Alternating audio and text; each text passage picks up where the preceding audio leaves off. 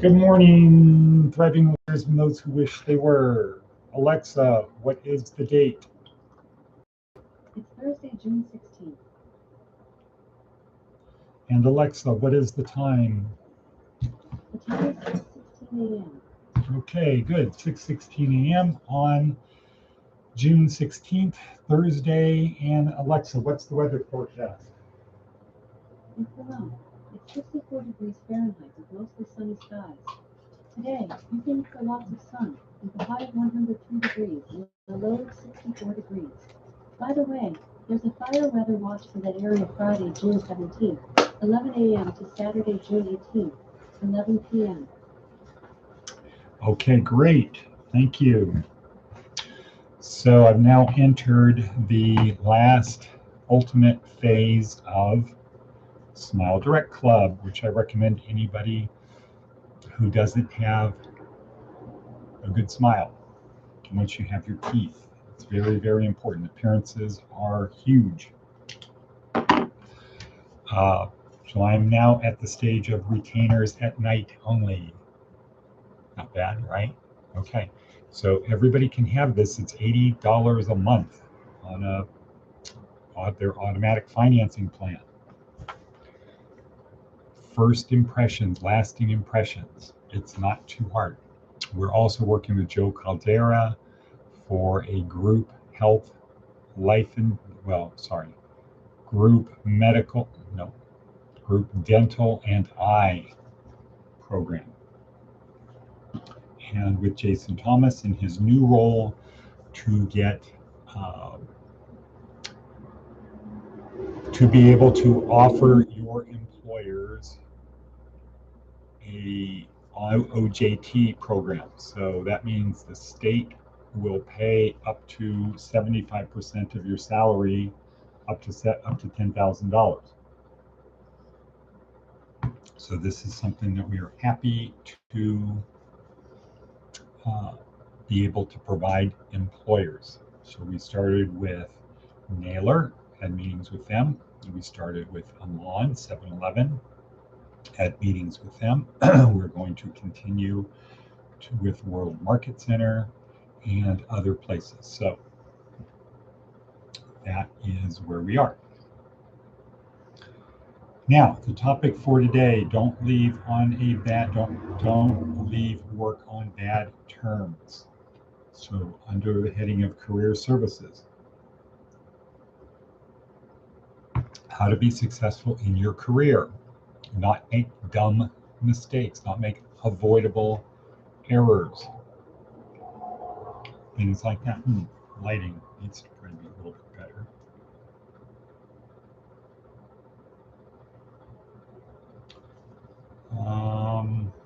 Okay, don't make dumb errors. What's the fundamental social contract that you have with your employer? You are there to make his life easier, and your employer is to make your life better. How does your employer make your life better? One, paying you. Wow, what a concept. I get money, and with the money, I can make my life easier. I don't have to go grow my food, kill my food. All I have to do is go buy my food. I can turn the money into food, clothing, shelter, basic necessities, and other things.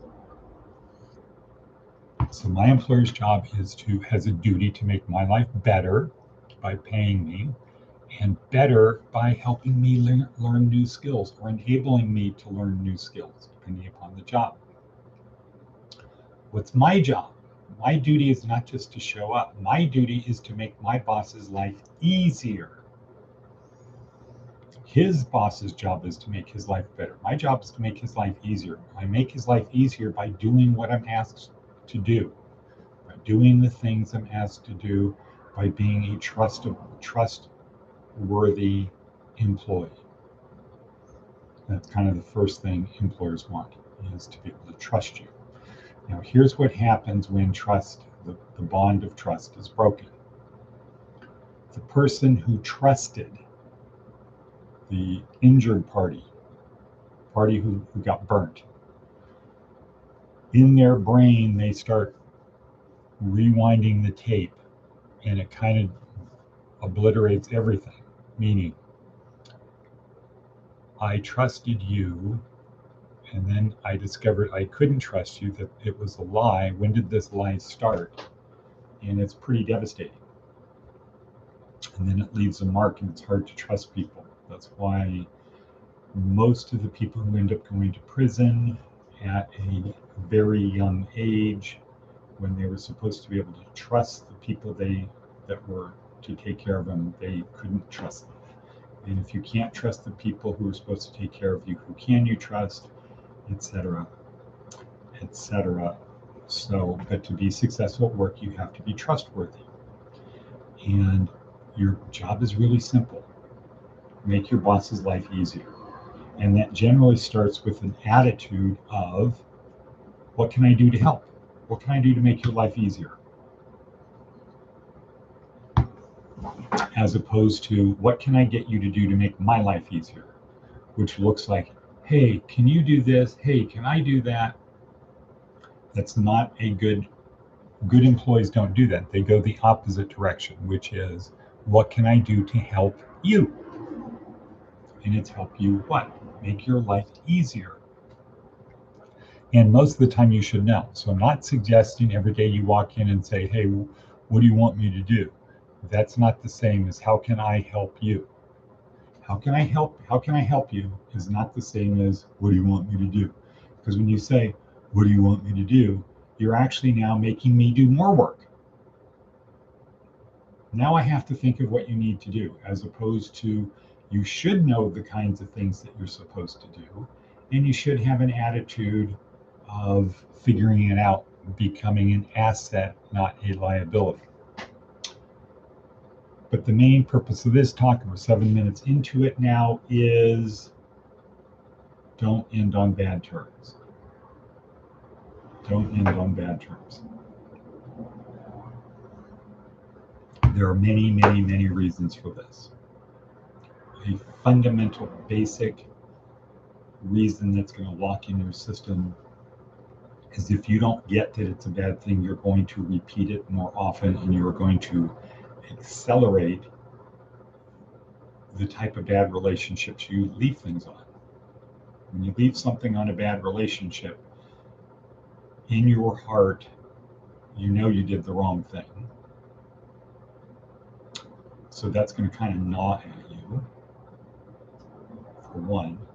In a practical sense, a reason not to do it is you don't want it coming back to bite you. What some people call karma.